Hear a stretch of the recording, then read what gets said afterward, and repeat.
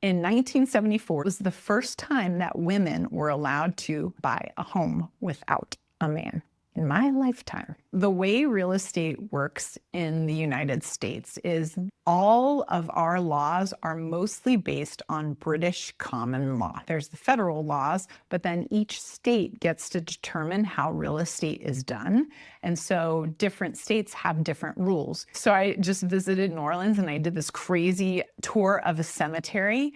And Louisiana is based on civil law, which is actually based on French law. And French law allowed women to actually own property, whereas English common law did not.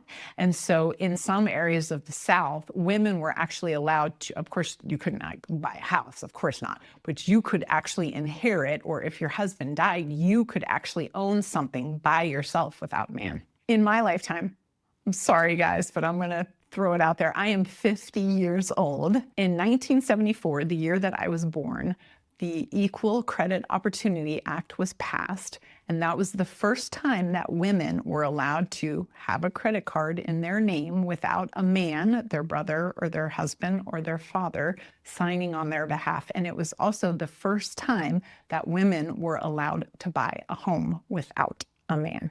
In my lifetime.